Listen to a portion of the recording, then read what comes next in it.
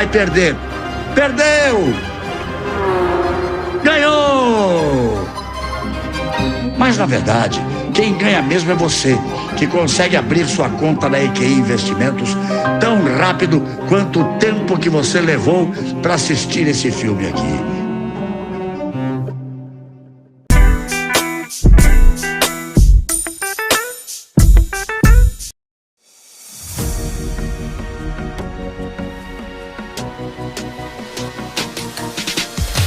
BMC News, informação que gera valor.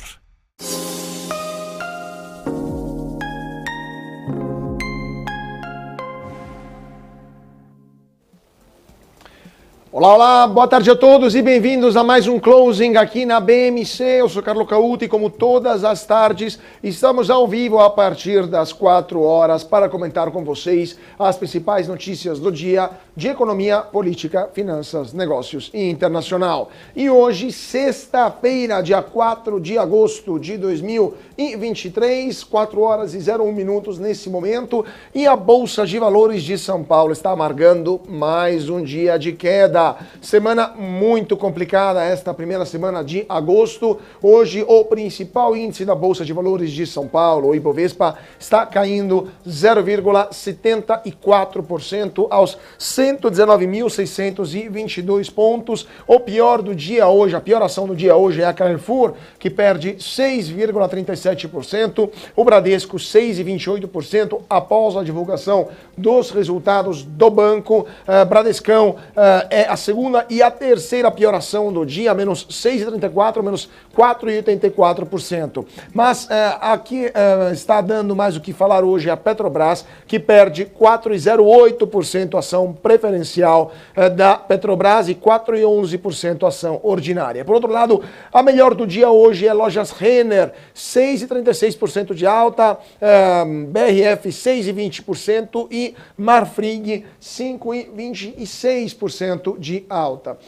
O dólar, vamos dar uma olhada aqui como está o dólar nesta sexta-feira. O dólar volta a cair 0,67%, R$ 4,86, após a forte alta de ontem, quando o dólar chegou a R$ 4,90.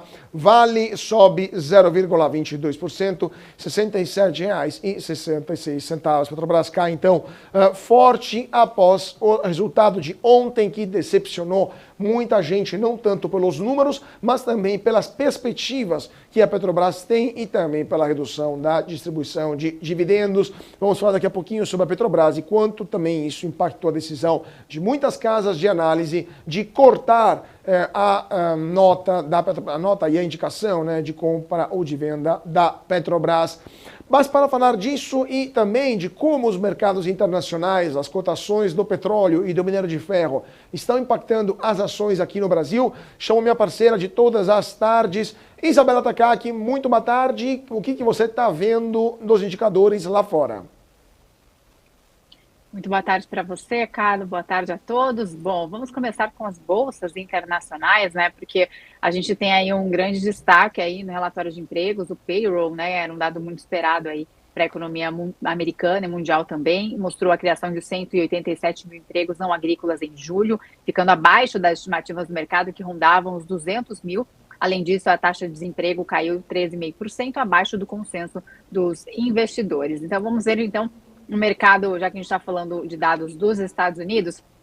Lá nos Estados Unidos, né, o Wall Street ainda não fechou e os principais índices por lá operam em alta nesta sexta-feira, com os investidores, então, avaliando positivamente o último lote de resultados corporativos e também, claro, analisando o relatório de empregos que eu acabei de trazer do payroll, né, o de julho, mais frio do que o esperado. Os rendimentos também recuaram das altas recentes. Então, SP500 alta de 0,81% aos 4.538 pontos, Dow Jones com alta de 0,80% aos 35.499 pontos, e Nasdaq 1,02% aos 14.102 pontos. Vamos agora para a Europa para ver como fecharam os principais índices por lá. Os principais índices fecharam a sessão também em alta, com exceção de Milão, e a semana acumula amplas perdas, inclusive. Estoque 600 com alta de 0,31%, Temos também FTSE no Reino Unido, alta de 0,47%, DAX na Alemanha, alta de 0,39%, CAC na França, 0,75% de alta, FTSE MIB na Itália, 0,35% de alta, e a única queda na Espanha, IBEX 35, com queda de 0,67%. Vamos ver como fechou também o preço. Vai lá, desculpa, continua. O preço de minério de ferro lá no porto de Dalian. Temos aqui queda também de 1,86% aos 820 yuans, e o petróleo aí, que também estava em alta ontem, e agora os preços internacionais de petróleo fecham aí dia com amplas altas, os preços engatam um novo dia de alta e chegam à sexta semana no positivo, com a Arábia Saudita então confirmando que vai estender o corte na produção até o final de setembro, e a Rússia ainda informando que vai cortar a exportação, contraindo ainda mais a oferta. Brent, que é a referência para a Petrobras, está com alta de 1,29% aos $86,24. Carlos. É isso aí, Isa. Então vamos começar falando justamente de Petrobras. Petrobras que cai hoje forte após a divulgação do resultado ontem à noite. A empresa petrolífera estatal registrou lucro líquido de 28,7 bilhões de reais, queda de 47% na comparação com o segundo semestre do ano passado. O resultado reflete a desvalorização do Brent e uma queda dos spreads do diesel e também maiores despesas. A receita de vendas também teve queda de 33,4%. O EBITDA somou 56,6 bilhões de reais, um recuo de 42,3% em relação ao mesmo período do ano passado. Agora, segundo a Petrobras, o declínio da receita se deve em grande parte à desvalorização de 4% no Brent e à redução de mais de 40% nos spreads internacionais de diesel, além de menores receitas com exportações.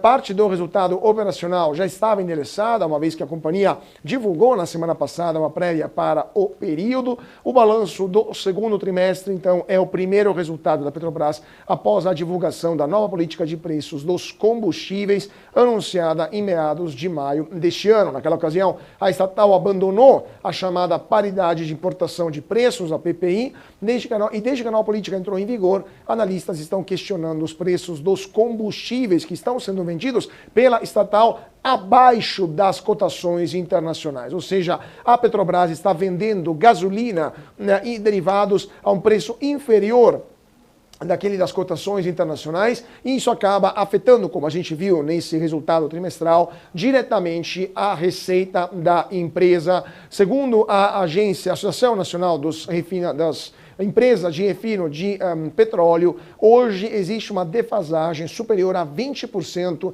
no petróleo, no gasolina e no diesel vendidos pela Petrobras. O diesel estaria acumulando uma defasagem de até 90 centavos de reais. Isso acaba impactando diretamente o resultado da Petrobras.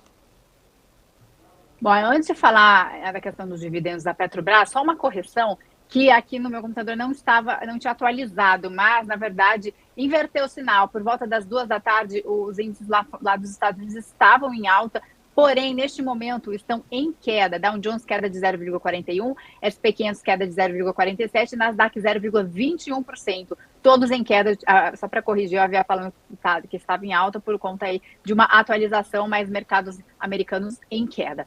Bom, agora voltando aqui para o assunto da Petrobras, né, tem muita coisa aí para falar da companhia hoje, que está realmente caindo fortemente. Petrobras anunciou também o pagamento de 15 bilhões de reais em dividendos aos acionistas. O montante corresponde a cerca de R$ 1,15 por ação. O valor vai ser pago em 2 parcelas entre os meses de novembro e dezembro. A data X será no dia 22 de agosto, é uma queda de 39% em relação ao que foi pago no primeiro trimestre. Este é o primeiro dividendo anunciado após a mudança na política de remuneração aos acionistas divulgado na semana passada e que reduziu de 60% para 45% o montante do fluxo de caixa livre a ser distribuído. A Petrobras também anunciou um programa de recompra de ações, serão quase 158 milhões de papéis recomprados pelos próximos 12 meses. Isso corresponde a cerca de 13,5% dos papéis em circulação. A empresa afirma que o objetivo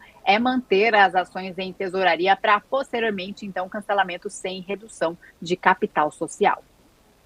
E por causa desse resultado, analistas seguem majoritariamente com recomendação neutra para os papéis da Petrobras. JP Morgan é a mais recente instituição que cortou a recomendação da Petrobras de compra para neutra, com a redução do preço-alvo dos ADR, ou seja, das ações da Petrobras que são negociadas lá nos Estados Unidos, passaram de 15 para 14 dólares e 50 centavos.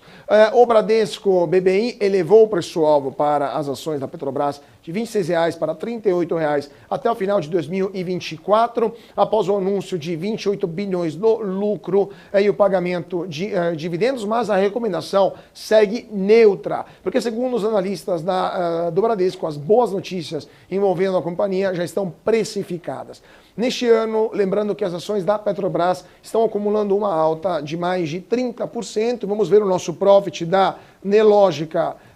Como estão as ações da Petrobras após a queda forte? A Petrobras está perdendo 4,34% desde o começo do ano, agora passou para uma valorização, a ação da Petrobras ordinária de apenas 25,45%. Vamos ver então se essa queda vai ser só de hoje ou vai continuar também nos próximos dias.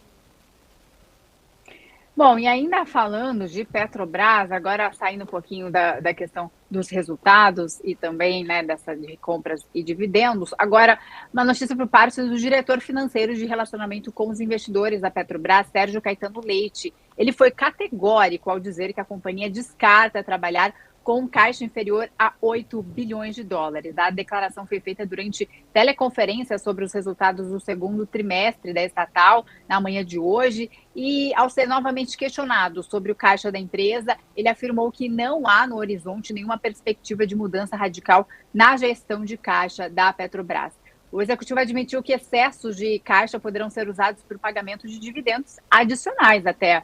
Ele falou o seguinte: isso não vai acontecer se a administração entender que essa é a melhor destinação para o capital. E sobre a possibilidade de novas reservas estatuárias para o pagamento adicional de dividendos, o Leite disse que isso teria que ser aprovado em assembleia dos acionistas. Perfeito. E a Petrobras iniciou a contratação de uma FPSO, ou seja, de uma plataforma flutuante de produção, armazenamento e transferência de petróleo para o projeto de revitalização dos campos de Barracuda e Caratinga. A nova FPSO terá uma capacidade de produzir até 100 mil barris de petróleo por dia e processar diariamente até 6 milhões de metros cúbicos de gás, aumentando assim o fator de recuperação com aderência ao compromisso de redução das emissões atmosféricas da empresa. Segundo o estatal, isso será feito para implementar novos projetos de produção e a empresa irá perfurar 14 novos poços, remanejando outros 61, com a previsão de gerar ganhos de produção para o campo petrolífero.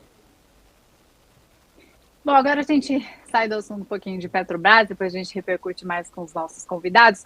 Vamos falar então de temporada de resultados, porque temos hoje de bancos, temos começando pelo Bradesco, que registrou um lucro líquido recorrente de 4,5 bilhões de reais, uma queda de 35,8% em relação ao trimestre anterior. O PDD expandido ali atingiu 10,3 bilhões de reais, marcando aumento de 94,2% em relação ao mesmo período do ano passado, e os ativos alcançaram 1,3 trilhão de reais, com crescimento anual de 7,2%, enquanto a carteira de crédito apresentou uma alta de 1,6%, totalizando 868 bilhões de reais. O banco destacou melhora na inadimplência em novas safras, mas a margem média líquida permaneceu bem pressionada aí devido ao estoque. E agora vamos falar de outro resultado que foi divulgado nas últimas horas. O grupo Fleury apresentou um lucro líquido de 117,7 milhões de reais, aumento de 66,9% em relação a 2022, incorporando os resultados da Hermes Pardini após a fusão. Com a receita de 1,1 bilhão de reais, o novo Fleury registrou um aumento de 49,3%, uma receita pro forma que totalizou 1,6 bilhão de reais, subindo 12,7%. Bom, ainda falando de resultados, agora no setor de varejo, uma ação que está subindo fortemente hoje, depois da divulgação de seus resultados, é a Lojas Renner, que registrou lucro líquido de 229,7 milhões de reais, com queda de 36,3% comparado ali a 2022, e a receita líquida no varejo atingiu 2,9 bilhões de reais, com uma redução de 6%. O EBITDA total ajustado declinou 31,4%, marcando 481,6 bilhões de reais, enquanto o EBITDA ajustado das ações de varejo caiu 22,4% para 535,3 milhões de reais. A Arezzo, portanto, aí mesmo com resultado, né, pior do que o esperado em relação ao ano passado, temos alta de 6,42% nas ações de Renner hoje, papel valendo o papel Renner 3 valendo R$ 19,74, Carlos. E o Grupo Vamos apresentou um lucro líquido de 106,6 milhões de reais, uma queda de 25,2% em relação ao mesmo período de 2022. No primeiro semestre do ano, o lucro foi de 275,7 milhões de reais, uma alta de 4,3%. O EBITDA alcançou 665,2 milhões de reais no trimestre, subindo 47,7% e atingindo assim 1,32 bilhão de reais no acumulado do ano, uma alta de 63,1%. Agora a gente fala de Alpargatas, proprietária da Havaianas, o resultado ali que registrou prejuízo líquido normalizado de 43,4 milhões de reais no segundo trimestre de 2023, revertendo o lucro do mesmo período de 2022. E o EBITDA normalizado atingiu 4,8 milhões de reais, uma queda de 97,3% anualmente. O resultado financeiro negativo reflete o aumento de despesas devido à alavancagem e também o aumento do CDI. Vamos dar uma olhada em Alpargatas, aí hoje subindo depois dos resultados, mais de 2% aos R$ 9,19 o papel, Carlos. Pois é, né, Isa? Vamos dar uma olhadinha agora também como está a Bolsa nesse momento, porque agora são 4 horas e 17 minutos e Bovespa continua em queda e piora. A queda, 0,84% de queda, 119.622 pontos. Bradesco agora assumiu a liderança das piores ações do dia, menos 6,75% para o Bradesco. Segue o Carrefour com 6,45% de queda. Continua o Bradesco, dessa vez a ação ordinária com 4,98% de queda. Lojas Renner, como você falou, é a melhor do dia, seguida por BRF e Marfrig. E depois do último cupom e o corte maior do que esperado na Selic, o Santander reduziu sua projeção para a taxa básica de juros no final do ano, foi de 12% para 11,75%. Segundo o Santander, abre aspas, o Banco Central ainda enxerga a necessidade de uma postura contracionista na fase mais difícil do processo de desinflação, com uma elevada persistência, especialmente nos preços mais sensíveis ao ciclo econômico. Essa foi a explicação do banco para a revisão de sua previsão, né, até para a Selic até o final do ano. Bom, agora a gente fala de um leilão da Advent para o Carrefour, né? Um leilão de 49,65 milhões de ações do Carrefour, acabou movimentando 600 milhões de reais na B3 na manhã de hoje. O vendedor dos papéis, de acordo com fontes ali, foi o fundo norte-americano Advent. A ação saiu do preço inicial de R$ 12,16 em um leilão que durou 1 hora, feito pela corretora do Itaú. O Advent quis, então, aproveitar o câmbio favorável para se desfazer das ações. E, além disso, o fundo vê muita oportunidade no varejo brasileiro, principalmente aí depois dessa queda na taxa de juros, e pode aproveitar esses recursos para novos investimentos. O fundo não zerou totalmente sua participação no Carrefour, permanecendo ainda com 20% de sua participação na varejista.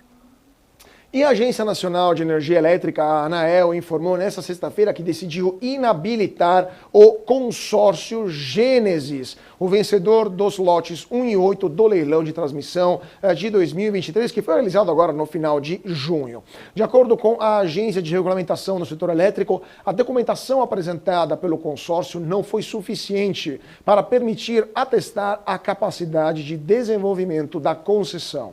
Além disso, a documentação apresentada não permitiu atestar a regularidade fiscal das empresas formadoras do Gênesis. O consórcio arrematou o lote 1 por um deságio de 66,18%, o valor de 174 milhões de reais, enquanto o lote 8 teve um deságio de 55,35%, o valor de 19,5 milhões de reais. Ambos foram os maiores deságios dos 9 lotes leiloados. Agora, aparentemente, os lotes serão passados para as outras empresas, né, que chegaram em segundo lugar, entre elas a ISA-CETEP. ISA-CETEP que acabou de nos enviar uma nota aqui na redação. Vamos ler a nota da ISA-CETEP ao vivo, junto com vocês. ISA-CETEP que explicou como não foi ainda notificada nesta questão, tomou conhecimento que o consórcio vencedor do lote 1 e 8 do último leilão foi inabilitado pela ANAEL e a empresa ISA-CETEP disse que não foi contatada ainda pelo regulador e tão logo não tem nenhuma informação adicional, mas vai manter o mercado informado. Então, situação muito complicada para a empresa, para o consórcio que ganhou, aparentemente. Temos um apocalipse, né, no setor elétrico por causa desta decisão da ANAEL. Isa, dando uma olhada nos mercados internacionais, o que você está vendo em Wall Street agora que virou? Como está a situação das bolsas lá em Nova York e também o petróleo? Bom, lá em Wall Street, né, aumentaram as perdas, inclusive, desde o início do programa. No início da tarde estava em alta ali após a divulgação do payroll e agora aumenta essas perdas aí, chegando no final desta semana, Dow Jones com queda de 0,36%, SP 500 com queda de 0,42% e Nasdaq Bolsa das Tecnologias com 0,15% de queda.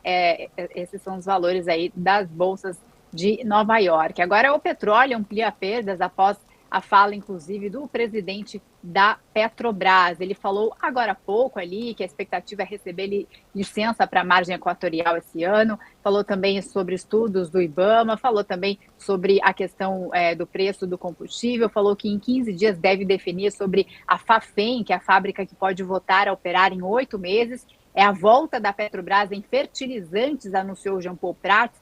Ele disse também, ele fez várias declarações aí em relação à companhia influenciando, né, impactando diretamente aí também nas ações, além do preço do Brent, né, que sobe hoje, está subindo desde ontem, afetando aí também os preços da companhia. E agora, então, o petróleo fechando em alta com restrição na oferta, preço sobe pela 6ª semana consecutiva, avançando aí, então, sustentadas pela perspectiva de maior restrição na oferta da commodity. O mercado ainda sente os efeitos dos anúncios de ontem, que a gente trouxe aqui, da Arábia Saudita e da Rússia, que vão estender o corte de produção e exportação para o mês de setembro.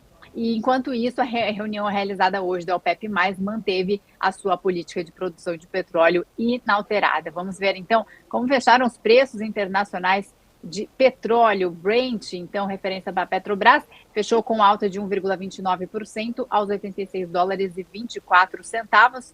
E o barril WTI fechou com alta de 1,56% aos $82,82, Carlos. Perfeito. Gente, vamos para um rápido intervalo e daqui a pouquinho teremos o nosso primeiro convidado, o Matheus Agui. Então, 2 minutinhos, intervalo rápido e voltamos já já para comentar os principais assuntos do dia junto com o nosso primeiro convidado. Não sai daí.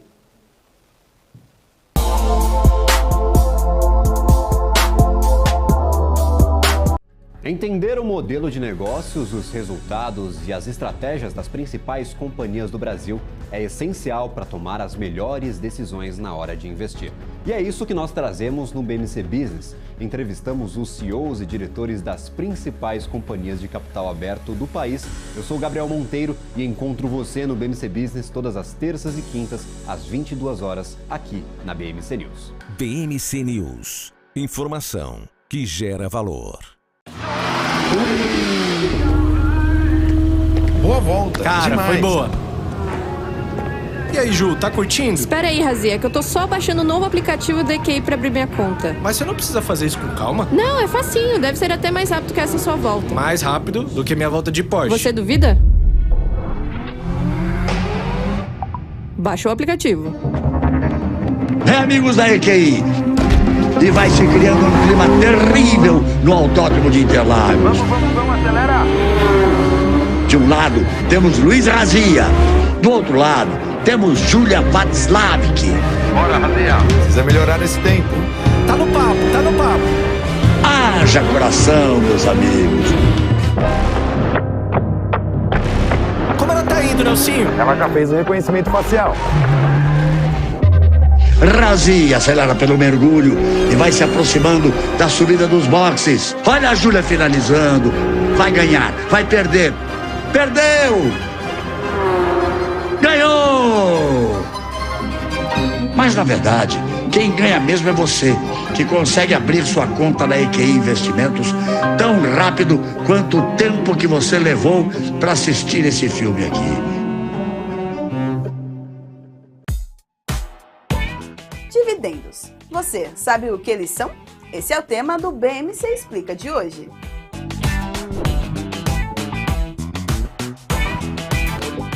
Dividendos nada mais são do que a distribuição de uma parcela dos lucros de uma empresa aos seus acionistas. Essa distribuição é feita de forma proporcional à quantidade de ações que cada investidor possui da companhia. Quanto maior a quantidade de ações o investidor tiver, maior será o valor dos dividendos a serem recebidos. Os dividendos são uma forma de remunerar os acionistas pelos investimentos feitos na empresa.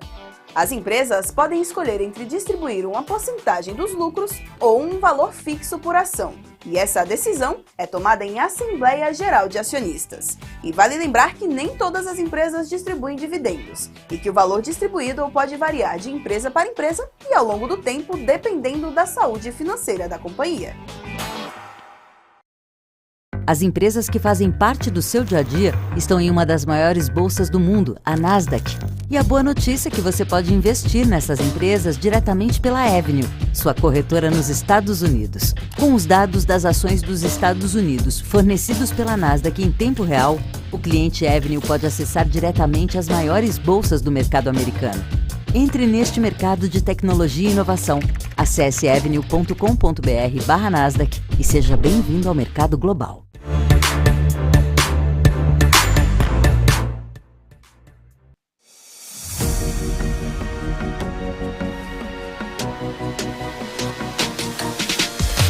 BMC News. Informação que gera valor. E de volta para o nosso closing aqui na BMC. Muito boa tarde para você que está se sintonizando agora. Nesse momento são 4 horas e 27 minutos. A Bolsa de Valores de São Paulo continua em queda e piora esta queda para menos 1,01% derrocada da Bolsa nesta sexta-feira, especialmente após o resultado da Petrobras. E para entender melhor o que está acontecendo, para entender melhor como a Petrobras também chegou a esse resultado tão ruim e também a perspectiva pior ainda, vamos falar com o Matheus Agui, analista de investimentos da Guide. Muito boa tarde, Matheus. É um prazer tê-lo conosco aqui no Closing da BMC. Muito obrigado pelo convite hoje. Matheus, Petrobras veio com um resultado muito ruim, menos 47% em relação ao mesmo período do ano passado. As perspectivas aparentemente são piores ainda. A empresa está vendendo gasolina abaixo do preço que deveria, está amargando prejuízos. Então eu te pergunto, aí na Guide, qual a opinião de vocês sobre a Petrobras? E vocês estão esperando um desfecho parecido com o que já vimos em 2014, 15, 16, ou seja, aquele prejuízo recorde de 40 bilhões de dólares, ou as coisas podem mudar? Perfeito. Não. Aquele cenário eu acho que não é provável de forma alguma, mas ainda assim a gente ressalta, né, que nossa recomendação de investimento para a Petrobras é neutra, que seria que não vale a pena investir nela, tá? Mas então, vou comentar um pouco para vocês aqui como é que foi o resultado, né? E por que o mercado hoje está reagindo um tanto mal para ele, né? Primeiro comentando sobre a primeira parte, a mais relevante da Petrobras, que é a de exploração e produção. Então, ela teve uma forte queda de receita, obviamente, principalmente pela queda do preço do barril de petróleo durante o período, mas isso não movimenta o preço da ação no dia de mercado, porque isso é muito bem previsto, né? A gente consegue ver o quanto que o preço do barril de petróleo está caindo durante o trimestre. A produção da Petrobras também diminuiu um pouco nesse trimestre, mas isso também já é relatado em relatórios de produção anteriormente a esse resultado, então não é uma surpresa. O que é surpresa aqui é o lifting cost, né, que é o custo de extração que a Petrobras tem para se conseguir tirar o petróleo debaixo da terra. Esse lifting cost, ele aumentou, e isso aqui foi, de fato, bem negativo. Eu, no meu ponto de vista, acho que esse foi o ponto mais negativo visualizado no resultado, tá? A parte de exploração e produção corresponde a 80% da geração de caixa de um trimestre, então a gente pode ter uma noção de quão relevante é essa parte para a Petrobras. Mas o segundo ponto aqui também, que estava todo mundo querendo verificar como seria a parte de refinarias, né, da Petrobras. Porque a gente sabe, né, dia 17 de maio foi mudada a política de precificação de combustíveis da Petrobras e isso, obviamente, deveria impactar negativamente nesse segmento de refinarias, tá? A gente viu uma margem, né, de 8%. Comparando essa mesma margem ao ano passado, ela foi de 15%, e o trimestre passado foi de 10%. Só que assim, o principal motivo dessa queda não foi, de fato, vender o combustível a um preço mais barato. O principal motivo foi que o crack spread internacionalmente caiu. Esse crack spread é a diferença entre os insumos, o produto que a refinaria compra, e o produto final que a refinaria vende. Então, obviamente, se ela está comprando o produto dela, né, o custo dela a um preço mais alto e vendendo a um preço mais baixo, as margens delas vão ser comprimidas. Então, esse foi o principal motivo dessa margem um tanto baixa no segmento de refinarias, né? Analisando o preço do combustível vendido aqui no Brasil, comparado internacionalmente, durante o segundo trimestre, ele estava muito pouco defasado, né? Então tinha um desconto ali sutil. Alguns analistas diziam até que não estava tendo um desconto, né? Mas de acordo com os dados que eu sigo da Abicom, tinha sim um desconto, mas muito pouco relevante. Então aqui o segmento de refinarias não foi uma surpresa tão negativa para o mercado, né? Tá. Outro ponto que estava todo mundo analisando no resultado da Petrobras foi o CAPEX, né? Os investimentos. Porque a gente sabe que com essa nova governança, eles têm interesse de investir bem mais com a Petrobras. Sim, a gente viu mais investimentos nesse trimestre, mas nenhum desses investimentos foi para os novos projetos do governo, né? Transição energética, fertilizante, entre outros. Então aqui também não foi não foi uma surpresa, embora tenha aumentado, e esse aumento também não é ruim, né? Porque de fato investir em exploração e produção é o que mais vale a pena para a Petrobras. Outro ponto também que os analistas comentaram muito e valia a pena se analisar foi o endividamento da companhia, né, que ele aumentou bastante.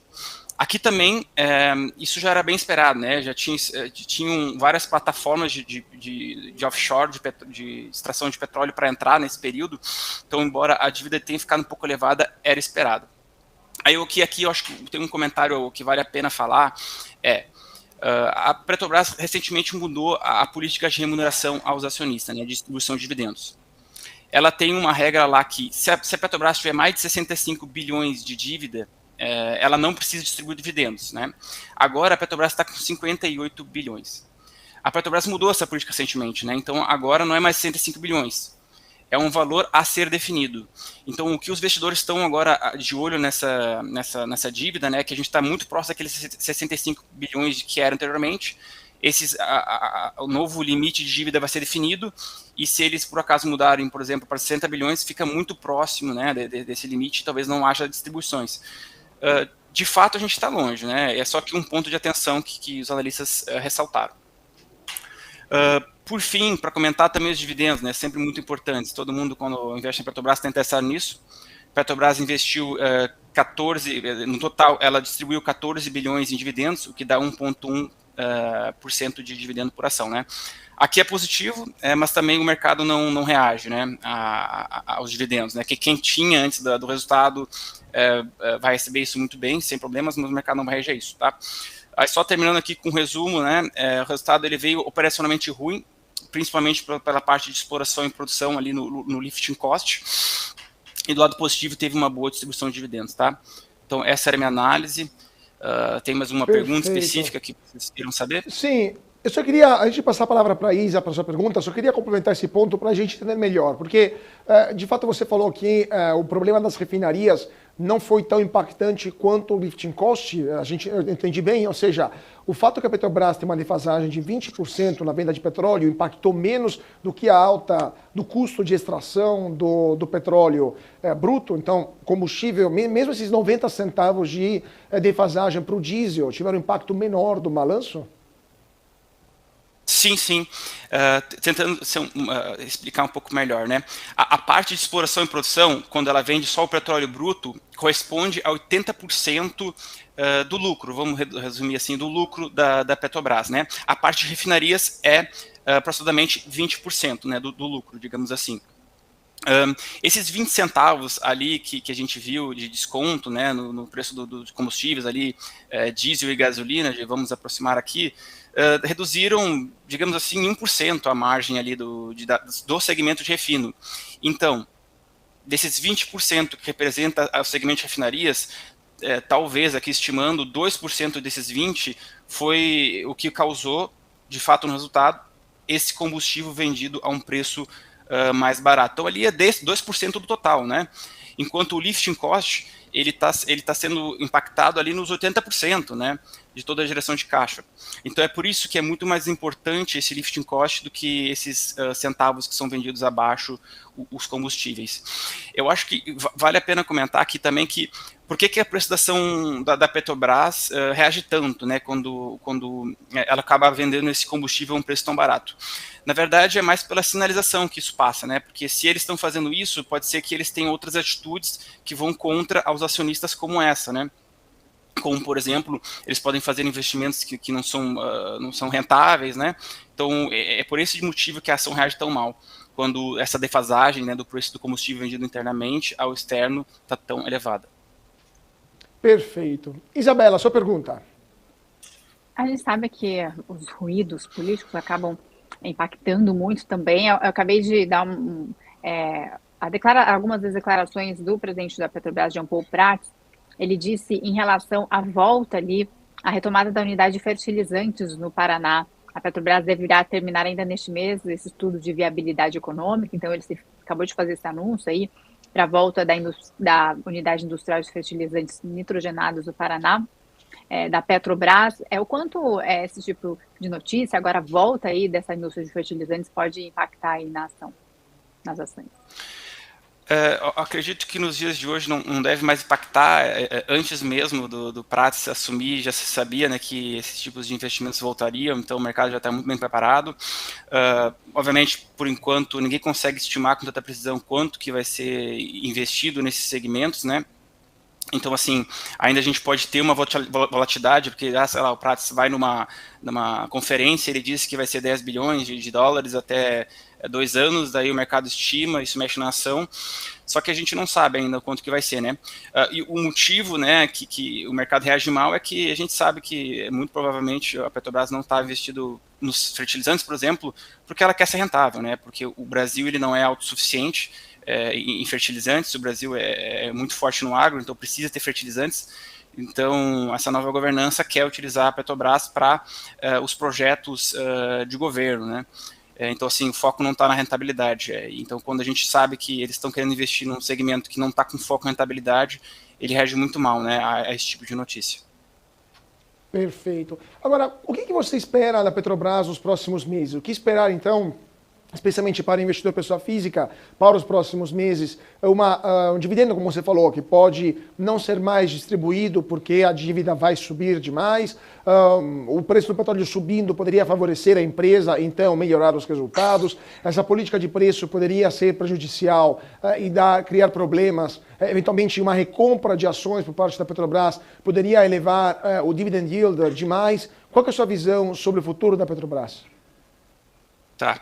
Então, no longo prazo, a gente tem uma visão bem cautelosa, né? A gente acha que as medidas que estão sendo tomadas hoje vão piorar bastante os seus resultados. Contudo, a gente vê uma forte distribuição de dividendos e todas as medidas de investimentos demoram tempo para ser planejadas e para começarem a, de fato, surtirem efeito, né? Então, assim, a gente acredita que tem chance, sim, da Petrobras perfumar bem aí, uns trimestres à frente, mas 2 anos à frente, eu acho que a Petrobras não vai perfumar muito bem, né? Então, assim, investir na Petrobras no curto prazo pode valer a pena. No longo prazo, eu já não estaria tão confiante. Perfeito. Isa, sua pergunta. E agora, no geral, o setor de óleo e gás, né, que você faz essa cobertura, qual que é a perspectiva, qual que é a sua visão aí para o próximo semestre para o setor tanto de óleo e gás? Eu seria um pouco cauteloso, né, de investir agora nesse setor. O preço do barril de petróleo subiu muito forte, a gente está com muita especulação, né, está aproximadamente $86 o barril, então eu não estaria alocando, né, em empresas desse setor hoje, assim, mas sendo bem especulativo, né. No longo prazo, eu tenho uma visão construtiva, né, porque vários movimentos ESG pelo mundo contra a emissão de gás carbônico vem surtindo efeito, diminuindo os investimentos no setor. Então, se a gente não tem investimento no setor, a gente não consegue aumentar a oferta, né, de petróleo. Contudo, a demanda cresce como sempre, né? A gente cada dia tem a população crescente, as cidades estão se desenvolvendo, a gente cada vez precisa de mais petróleo, né? E as tecnologias, as outras opções que a gente tem ao petróleo não são muito caras, não conseguem dar conta. Então, assim, o preço deve se manter alto no longo prazo, contudo, no curto prazo, eu acho que o preço do barril de petróleo realmente subiu muito forte por conta de algumas especulações da Arábia Saudita, então, curto prazo não estaria otimista em investir no setor, no longo prazo estaria otimista. E olhando para o setor e para as empresas brasileiras do setor, aí na Guide vocês têm alguma preferência, não somente no setor petrolífero, mas no setor energético como um todo? Petrolífero, claro, Junior Oil, estatal Petrobras. Setor energético, vocês têm alguma preferência? Elétricas, geradoras, distribuidoras? O que vocês estão vendo aí na Guide? Perfeito. Das distribuidoras, o nosso analista aqui, o Eduardo Siqueira, ele tem preferência por CPFL, mas eu não prefiro não entrar muito no assunto, eu não sou quem cobro o setor. Do setor de óleo e gás, que sou eu que cubro, eu tenho preferência por 2 empresas que são Junior Oils, a 3R Petroleum e a Prio, né? A 3R Petroleum ela seria uma empresa mais arriscada, ela tem um histórico de resultados não tão bom, mas, obviamente, por ser mais arriscada, ela tem um potencial de retorno muito maior, enquanto a Prio, do meu ponto de vista, seria um investimento muito bom e certo, né? A empresa, trimestre a trimestre, sempre surpreende com notícias positivas o mercado. Eu acredito que ela deve continuar fazendo isso, então seria um bom investimento no longo prazo, né? Prio e 3R Petroleum. Perfeito, mas mesmo, desculpa, só para terminar essa questão, Matheus, mesmo com a Petrobras não querendo mais vender poços, né, mudando a política de desinvestimento de poços não mais interessantes, porque a PetroRio, a Prio, né, agora mudou de nome, a Prio, ela comprava poços que a Petrobras não considerava mais interessantes e lhe dava uma nova vida offshore, enquanto a 3R e a PetroRecôncavo também eram mais para onshore, né? Então, mesmo com essa mudança da política da Petrobras de desinvestimento, que não vai ser mais, você acha que essas empresas continuam interessantes? Depende, cada empresa é um caso diferente, né? Aí só para comentar, a Prio, ela nunca comprou um campo da Petrobras, né? Elas foi todas de empresas privadas. E ali na bacia de Campos, que é onde ela está localizada, tem muitas empresas privadas que produzem no somatório mais barris de petróleo que ela, né? Então, assim, ela tem muitas oportunidades de aquisição, ela vem comentando que tem interesse em fazer novas aquisições, ela não tem distribuído dividendos, então, assim, eu acho que pela PetroRio, né, pela Prio, tem alta chance de ver uma aquisição ali uns 2 anos à frente, né, bem provável. Agora, ali, 3R Petroleum e PetroRecôncavo já é mais improvável, né, elas são onshore, elas estão na terra, o volume de produção no onshore, ele já vem caindo muito, já tem muito menos possibilidade de aquisição, e ainda mais, a maior parte dos campos ali de aquisição são da Petrobras, né? Então, é bem mais improvável a gente ver uma aquisição ali por conta dessas duas, enquanto a Prio tem bem mais chance. Perfeito. Vamos ver então o que vai acontecer e com certeza vamos voltar a falar com Matheus Aghi, analista de investimentos da Guide. Muito obrigado, Matheus. Sempre um prazer tê-lo conosco aqui no Closing da BMC. Perfeito, muito obrigado. Tchau, tchau. Até mais. Valeu. Nesse momento, 4 horas e 44 minutos, mais 16 minutos de pregão. Ibovespa acelera a queda, dia de luta hoje para o principal índice da Bolsa de Valores de São Paulo. Nesse momento, 1,11% de queda, volume financeiro de 19,44 bilhões de reais. A Bolsa agora está em 119.622 pontos. Carrefour acelera o vermelho, menos 7,61%. Vermelho profundo para o Carrefour. Banco do Brasil, Bradesco, menos 6,89%. Bradesco preferencial e Bradesco ordinária, né? Bradesco BBDC3 perde 5,32%. Lojas Renner é a melhor do dia, mais 6,31%. BRF ganha 6,20%. E Dexco, segundo dia de forte alta para Dexco, 6,14%. Vamos dar uma olhada no dólar agora. Dólar que volta a cair, menos 0,57%, R$ 4,87. Vale cai, quase 0,0 a Vale, menos 0,01%, virou a Vale agora há pouco, estava no positivo, agora voltou para o território negativo. Petrobras cai 3,56%, R$ 29,89. Isa Takaki, bolsas lá fora e petróleo, como estamos próximos do fechamento?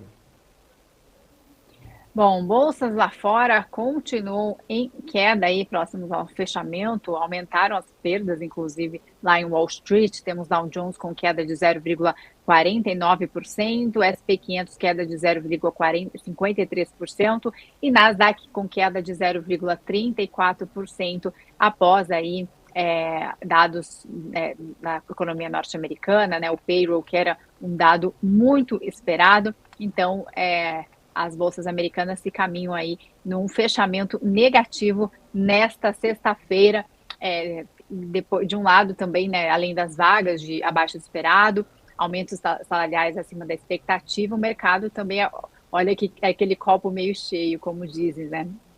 E a gente fala também do petróleo, né? Tivemos fechamento com alta, mais um dia de alta, os preços internacionais do petróleo fecharam com alta WTI, alta de 1,56% aos $82,82, e o Brent, referência para a Petrobras, fechou com alta de 1,29% aos $86,24, depois que a Arábia Saudita confirmou que vai estender o corte de produção até o final do mês de setembro, e a Rússia informou ali que vai cortar a exportação, contraindo ainda mais a oferta, deixando os preços altos aí desde os últimos dias, os preços internacionais de petróleo. Em relação a uma das empresas que a gente divulgou o resultado agora há pouco, o Bradesco se destaca aí entre as perdas, contamina inclusive o desempenho de seus pares, as ações ampliam quedas ali, perdas, se destacando no ranking negativo do Ibovespa hoje, movimento que contamina os ativos dos principais bancos de hoje.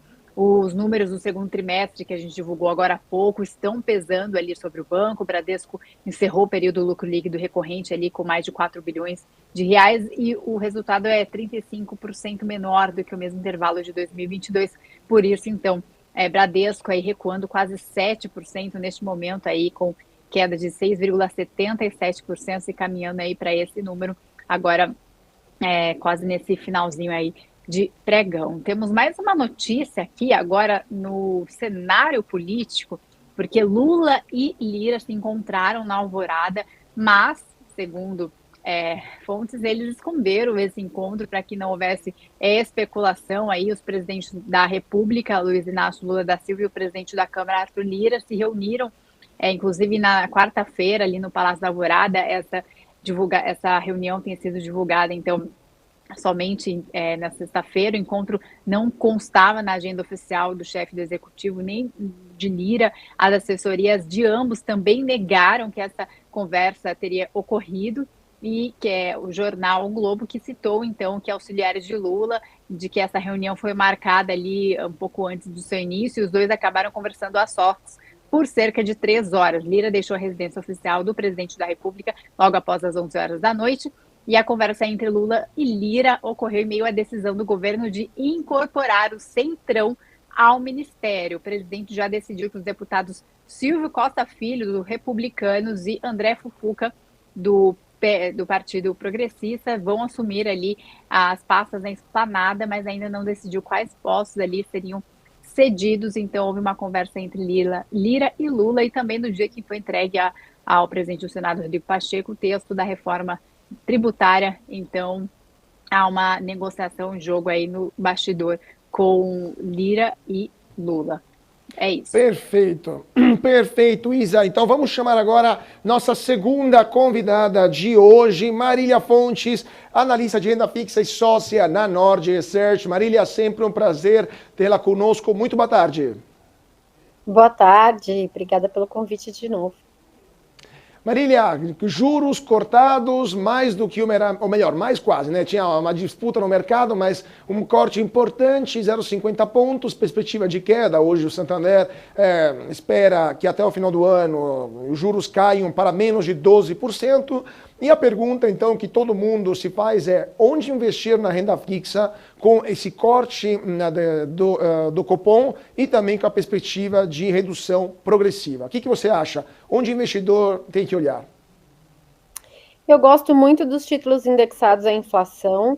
O mercado encarou um pouco essa queda como um pouco mais do que eles gostariam e do que eles achavam razoável, dada a expectativa de inflação desancorada em relação à meta. Então, como teve esse ponto da leve desancoragem, a gente viu esse movimento, por exemplo, no real e nos juros longos, né? Os juros longos subiram e o real desvalorizou. Então, um pouco desse movimento aí de desancoragem e risco. Eu gosto muito dos títulos indexados à inflação, porque ele é razoável imaginar que, se o juro cair demais por conta de uma política monetária não tão conservadora, digamos assim, você vai ter um aumento da inflação implícita e, portanto, o título IPCA+ performa melhor do que o pré-fixado e até o pós-fixado nesse cenário. Então, gosto muito do título IPCA+.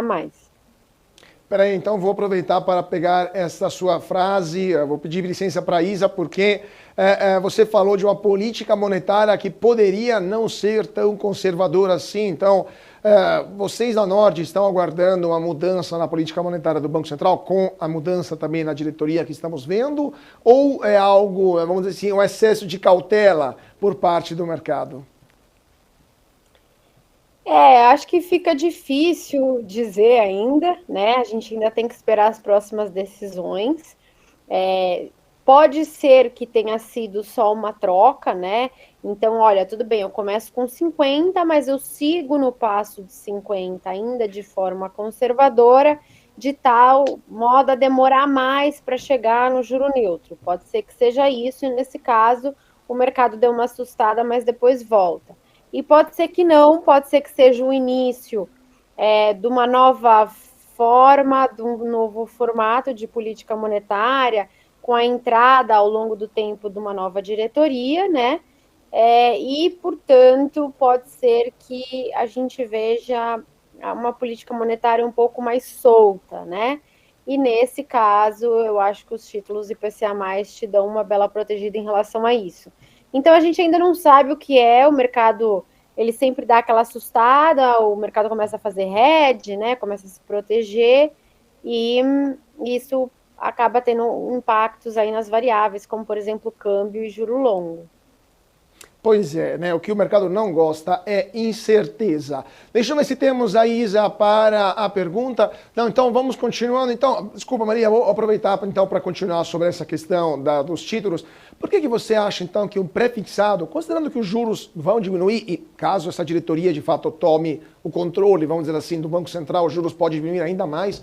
Por que você não acha que um pré-fixado agora vencimento de 2, 3 anos, vamos ser um pouquinho, vencimento razoavelmente curto, não possa ser uma válida alternativa para o investidor, razoavelmente arrojado? Olha, o mercado já precifica, né, no curto prazo, que a Selic vai cair, grosso modo, até 9% ao longo do ano que vem, acho que chegou até bater 8,5%. Né? Então o mercado já precifica esse ciclo de queda, inclusive com alguns episódios de aceleração do passo. Então isso já está precificado. Para você ganhar mais do que isso com pré-fixado, você tem que imaginar que a gente vai ter uma queda muito maior, né?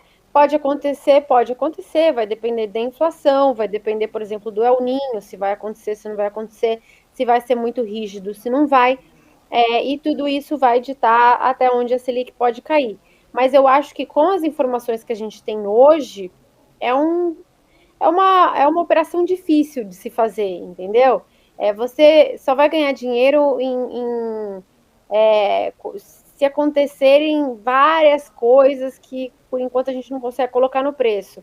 Por outro lado, o IPCA+, também ganha, se você imaginar que vai dar tudo certo, que o risco vai cair e que você poderia ter um ciclo maior, né? Porque o juro neutro, por algum motivo, é menor.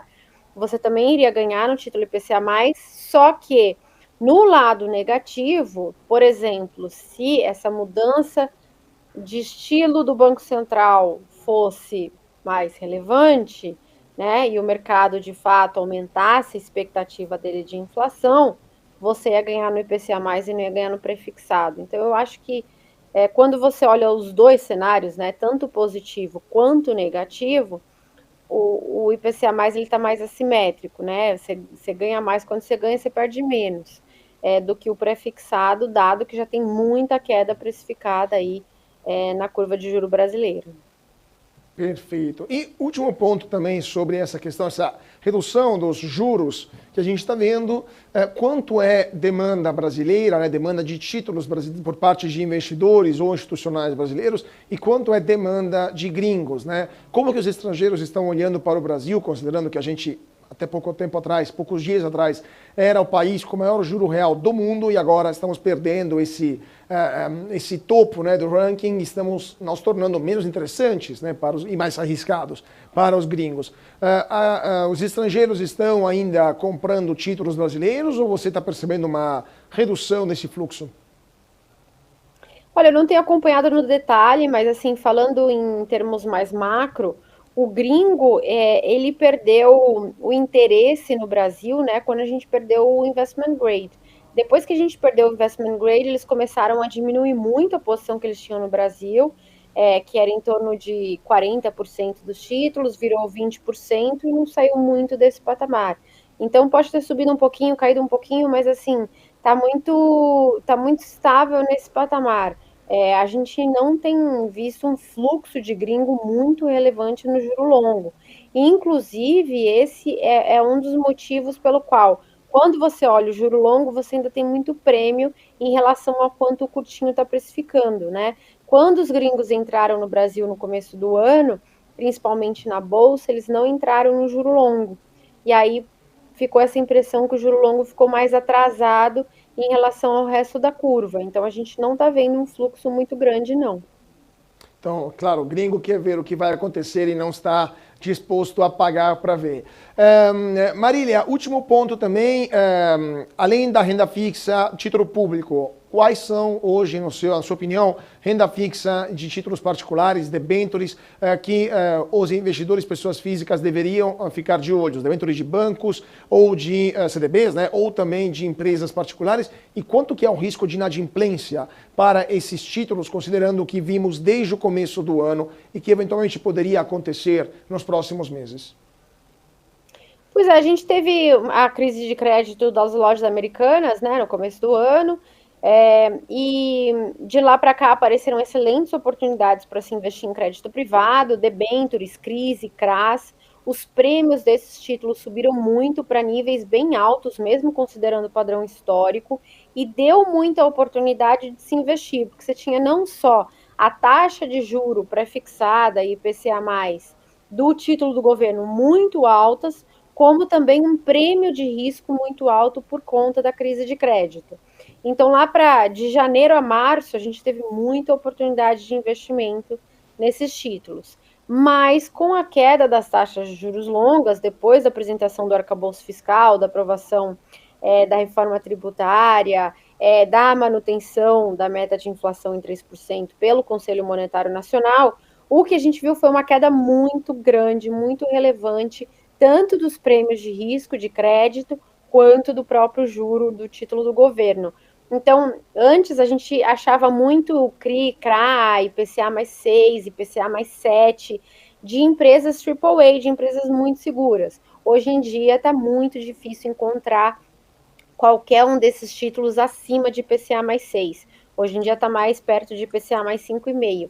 Então, teve uma queda muito grande desses prêmios, e apesar de alguns ainda serem oportunidades, principalmente algumas novas emissões, já não é mais aquela oportunidade que foi aí no começo do ano. Então, quem pegou, deve ter ganhado um bom dinheiro com isso. Quem não pegou, acho que agora não é a melhor hora de entrar, porque você entraria fora da simetria, né?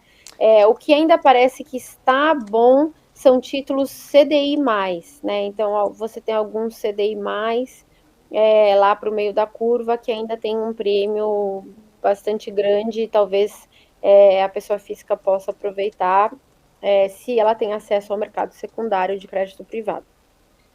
Acabou a festa, então, dos títulos, né, daquelas rendimentos gordos, né, que eram provocados pelo medo de novas americanas. Então, vamos ver o que vai acontecer, se esses juros vão diminuindo ao longo do tempo, se o mercado vai ficar mais tranquilo. Com certeza voltaremos a falar com a Marília Fontes, analista de renda fixa e sócia da Nord Research. Marília, sempre um prazer tê-la conosco. Até a próxima. Obrigada e até a próxima. Até mais.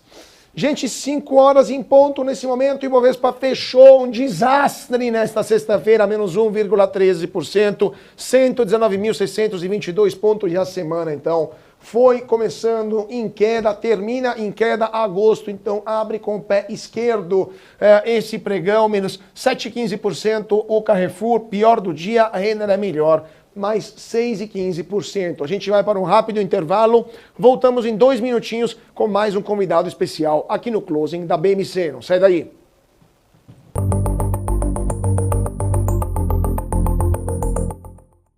O que impacta a economia e o mercado global. Aqui no BMC News você acompanha em tempo real a abertura do mercado e todas as movimentações do mundo dos investimentos. Notícias acompanhadas de opiniões de grandes especialistas para ajudar você na melhor tomada de decisão na hora de investir.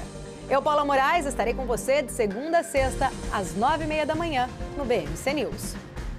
BMC News. Informação que gera valor. Conheça a Brasil Paralelo, o único streaming que oferece uma experiência completa, que começa antes de cada filme com a sinopse em vídeo e continua depois que os filmes acabam com as análises e podcasts sobre o que acabou de assistir.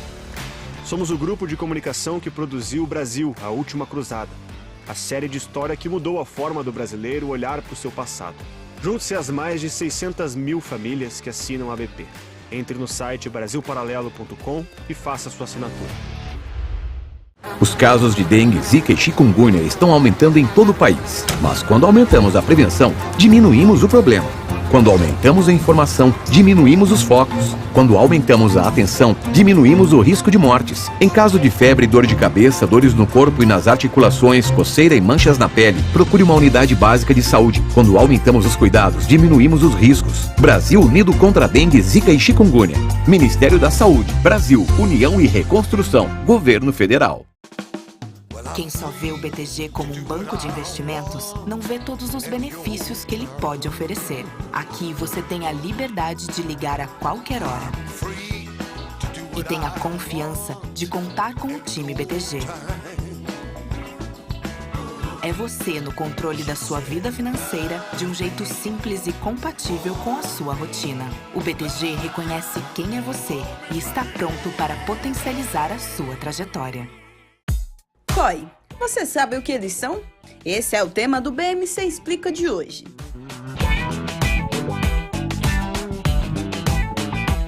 COI é a sigla para Certificado de Operações Estruturadas. É um investimento montado por instituições financeiras que combina características tanto de renda fixa quanto de renda variável em um único produto. Na prática, o COI pode ser aplicado em diferentes ativos, como ações, moedas, commodities, entre outros. A rentabilidade do COI pode ser atrelada a diferentes indicadores, como a inflação, a taxa de juros ou o desempenho de determinado ativo financeiro. Além disso, o COI pode ter diferentes estruturas de remuneração, que podem incluir uma taxa pré-fixada ou pós-fixada. O investidor deve escolher o COI de acordo com seu perfil de investimentos.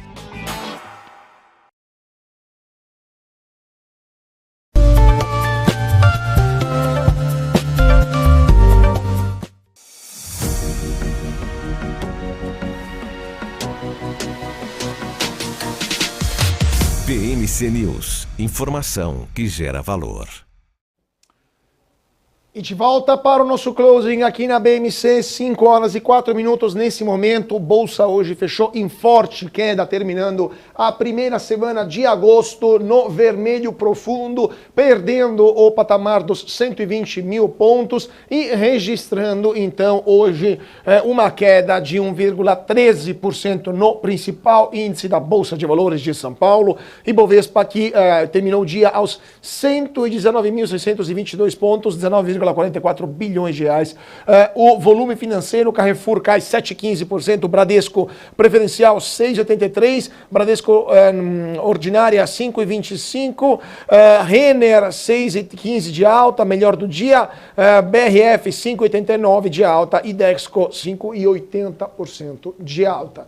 E para entender o que está acontecendo com o mercado brasileiro, especialmente após a decisão do Copom, que cortou a Selic de 0,50 pontos base, vamos falar com o Paulo Gala, economista-chefe do Banco Master.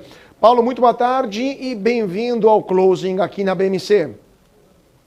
Tudo bom? Prazer falar com todos vocês, todos que nos ouvem e nos veem. Prazer todo nosso tê-lo conosco. Paulo, sua opinião sobre esse corte da Selic, o que vocês estão esperando no Banco Master para a taxa básica de juros até o final do ano e, em geral, qual a sua visão sobre o contexto macroeconômico que o Brasil está vivendo nesse momento? Acho que os juros vão continuar caindo até 11,75 no final desse ano, né, com cortes de meio. Acho que o Banco Central foi bastante explícito até ao dizer que iria cortar mais meio já na próxima reunião. Até surpreendeu um pouco que foi um corte consensual, né, segundo o Copom, para a próxima reunião, não para essa reunião, em que 4 diretores queriam cortar só 0,25 e outros 5 acabaram votando por meio, né? Mas para os próximos passos, me parece que a visão está bastante alinhada entre todos os diretores do Banco Central. Então a gente deve caminhar para 11,75 nesse ano. E a grande dúvida, a grande questão é onde para isso, né? Para já a gente tem uma visão de que a Selic deve parar por volta dos 9%, mas isso vai depender ainda muito do que vai acontecer com o cenário de inflação, né? Nossa visão é uma visão positiva para o Brasil, nada ajuda mais uma economia do que corte de juros. Então o Brasil vem de um período sofrido de juro muito alto, de juro real de quase 10%, né? Então acho que a gente tem um período bastante bom adiante em termos de crescimento, de alta de bolsa, de florescimento de ativos financeiros, né? A gente está com uma visão bastante construtiva para o cenário brasileiro. Perfeito. Isabela. Boa tarde.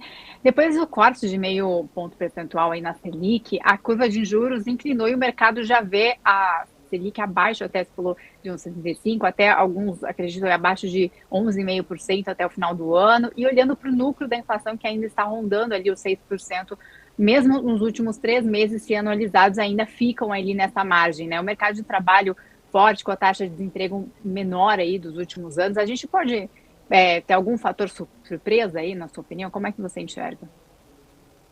Eu acho que não, a gente tem muita ociosidade ainda na economia. Na segunda medida de ato de produto do Banco Central, o Brasil está aquém Na verdade, desde 2014 que a gente não tem um hiato de produto zerado, né? Ou seja, a ociosidade é gigantesca na economia brasileira e o desemprego é de 8%, mas a mínima histórica é de 5,5%. A gente tem muito subemprego ainda, salários muito baixos, então não consigo ver uma pressão de inflação no Brasil vindo do mercado de trabalho, né? E acho que a empinada da curva que você disse, com a alta do juro longo, tem muito mais a ver com o que aconteceu lá fora do que com o que aconteceu aqui no Brasil, né?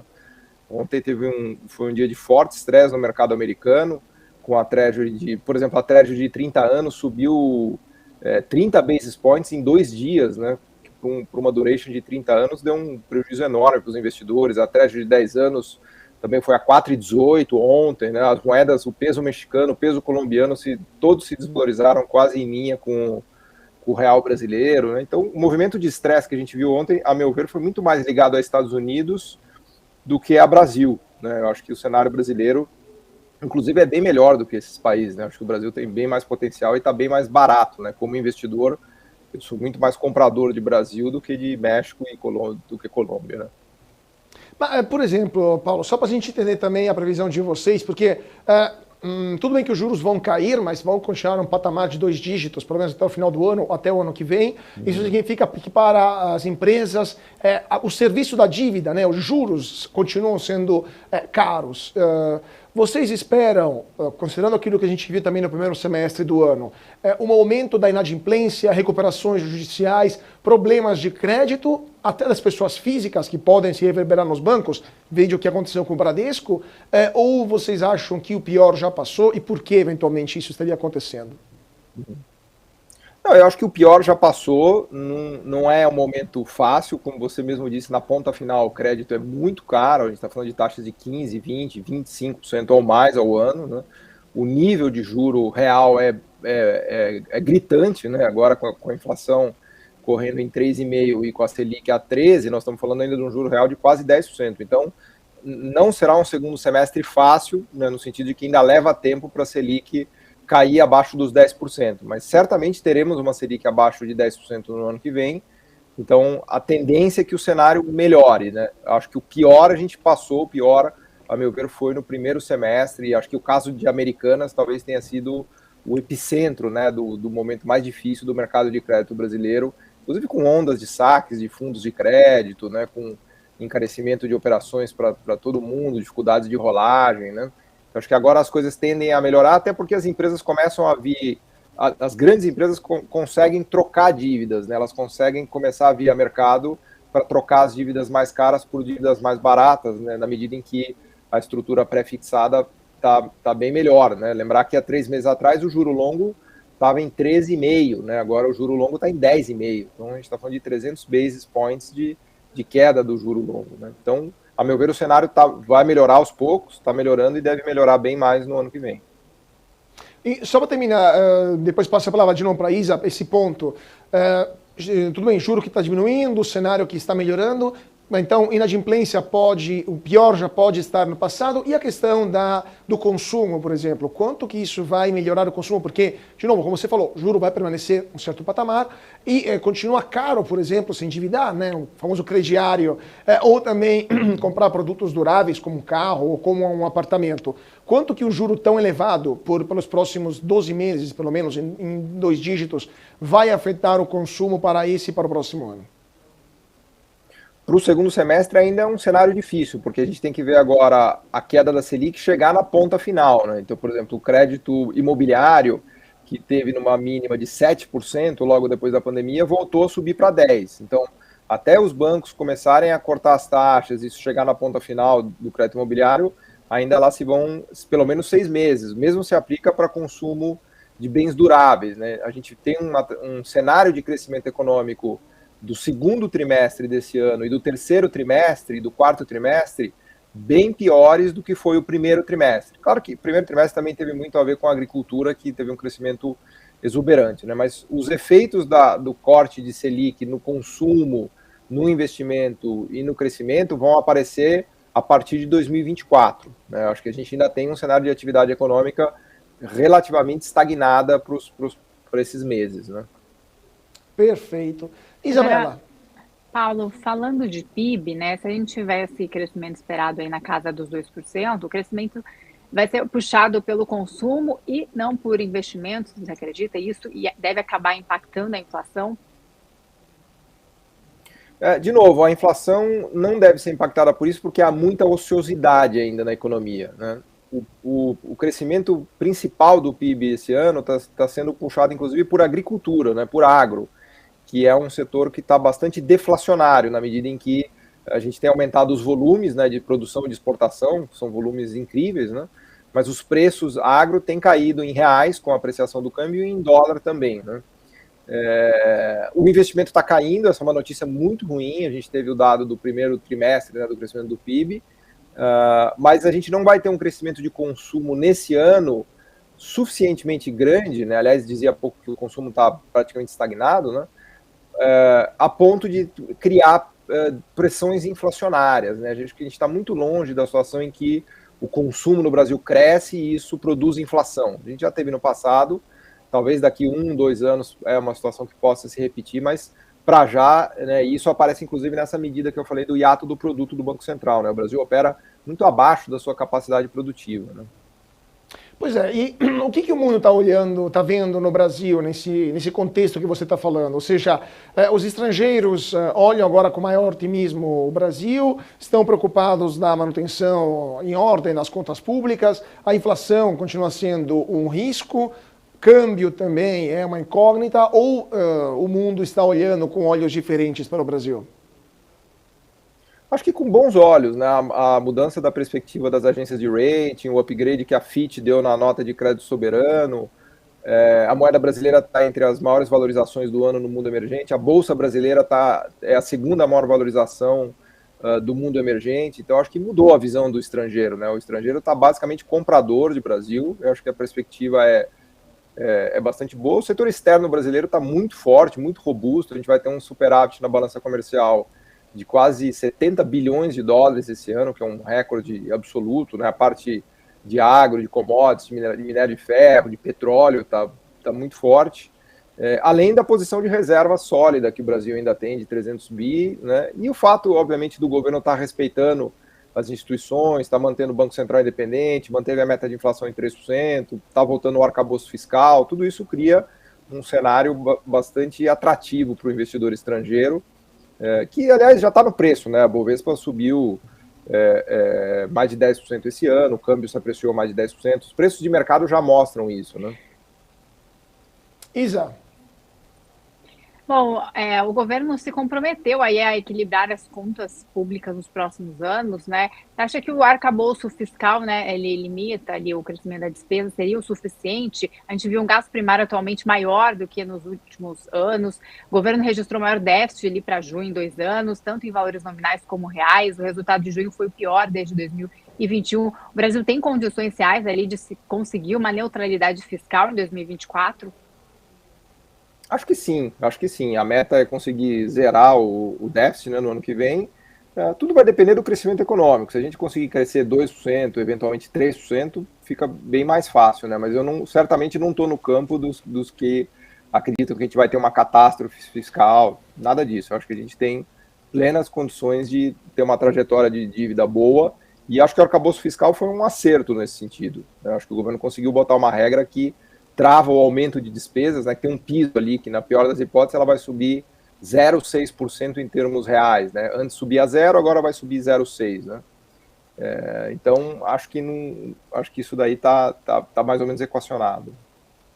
E na base de tudo aquilo que falamos, e também na base do contexto externo, na base da situação política interna, quais são os setores que vocês no Banco Master estão olhando com mais promissores para o crescimento econômico do Brasil e, eventualmente, com repercussões positivas também na Bolsa de Valores?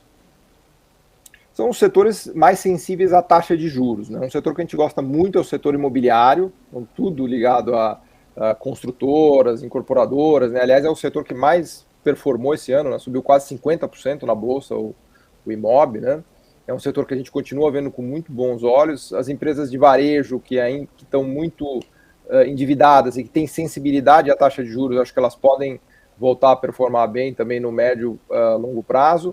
Do modo geral, as chamadas cíclicas domésticas, né, que são as empresas que dependem do nível de atividade e de taxa de juros mais baixa, né? Por outro lado, commodities, a gente acha que já andou muito, a gente não vê um cenário de commodities tão exuberante, né, como a gente viu no passado, com o preço de minério, né, de petróleo indo lá para cima. Então acho que o setor de commodities deve se beneficiar menos e o setor de cíclicas domésticas e empresas sensíveis à taxa de juros devem se beneficiar mais. Então, você não acha que o agro vai ter um impacto tão relevante como teve no primeiro trimestre do ano para os próximos trimestres, para o PIB? Não. Na verdade, a safra foi muito forte, né, no primeiro trimestre, um pouquinho no segundo, mas aquele dado que a gente viu de crescimento de 12%, 13% de agro não deve se repetir, né? O agro continua crescendo, é um setor, talvez o setor que melhor desempenha hoje no Brasil, mas a participação dele no PIB é muito pequena, é só 5%, 6%, né? Então, mesmo ele crescendo, bom, basta ver que ele cresceu 13% ou quase 14% e o PIB cresceu 1,8%, 1,9%, né, no primeiro trimestre. Mas não acho que não vai ter esse crescimento tão exuberante nos próximos trimestres, não. Mas continua com um crescimento interessante, né? Perfeito. Então, eu queria agradecer muitíssimo o Paulo Gala, economista-chefe do Banco Master, por ter estado conosco hoje aqui no Closing da BMC. Muito obrigado, Paulo. Foi um prazer tê-lo conosco. Obrigado, prazer. Até a próxima. E voltando, 5 horas e 20 minutos nesse momento, aftermarket acontecendo e o Ibovespa está reduzindo um pouco o tamanho da perda de hoje, de menos 1,1%, agora foi para menos 0,89%, mas mesmo assim continua num patamar inferior aos 120 mil pontos, 119.622 pontos para o Ibovespa, o principal índice da Bolsa de Valores de São Paulo. Então, continua amargando um prejuízo nesta semana, o dólar cai 0,49%, R$ 4,87. A pior ação do dia nesta sexta foi Carrefour, menos 7,30%, seguida por Bradesco Preferencial, 6,77% de queda. Bradesco Ordinária, 5,04%. A melhor ação do dia foi Lojas Renner, 6,04% de alta, BRF 5,99%, Dexco 5,92% de alta. Petrobras cai 3,20%, R$ 29,93. A Vale cai 0,09%, R$ 67,45. E destacar aqui, bolsas lá fora como estão e também o petróleo, como está o fechamento do Brent. Bom, a gente tem também o fechamento de mercado lá fora, nas bolsas em Wall Street, temos a S&P 500 com queda de 0,50% aos 4.479 pontos. Nasdaq Bolsas Tecnologias também fechou em queda de 0,36% aos 13.909 pontos. E Dow Jones com queda de 0,43% aos 35.065 pontos. Você disse já do dólar aí. E vamos trazer como fechou o euro com alta de 0,09% aos R$ 5,36. Ibovespa, né, como você trouxe, pressionada aí pela ação da Petrobras, principalmente após as falas de Jean Paul Prats, que a gente trouxe aqui para vocês, ampliaram as perdas ali nos papéis da ação por conta das falas do presidente da Petrobras. Então, tá aí o fechamento de mercado para as bolsas de Nova York. Agora temos petróleo também, que fecharam mais um dia ali, os preços em queda, fecharam amplas altas ali, aliás, falei que é alta, fechou mais um dia de alta, os preços engatam um novo dia de alta e chega a sexta semana no positivo, com a Arábia Saudita confirmando então que vai estender o corte na produção até o fim do mês de setembro e a Rússia informando que vai cortar a exportação, contraindo ainda mais a oferta. Então, fechamento para o petróleo Brent aí, que é referência para a Petrobras, com alta de 1,29% aos $86,24. Temos, então, o WTI fechou com alta de 1,56% aos $82,82. Perfeito, Izzy. Agora, notícias de última hora, a Petrobras quer voltar a produzir fertilizantes e ser player no gás na Bolívia. A agência Reuters acabou de informar que a Petrobras deverá terminar ainda neste mês um estudo de viabilidade econômica para a retomada da unidade industrial de fertilizantes nitrogenados do Paraná. A unidade chama ANSA. O que deverá marcar esse estudo a volta da empresa no segmento. O presidente da Petrobras, o Jean Paul Prats, anunciou nesta sexta-feira, então, a volta da Petrobras para o setor de fertilizantes. A expectativa é que, ao ser tomada a decisão, a operação da ANSA possa ser iniciada em cerca de 8 meses, e a ANSA está hibernada nesse momento, mas tem uma capacidade de produção de 1.975 toneladas por dia de ureia e 1.303 toneladas por dia de amônia.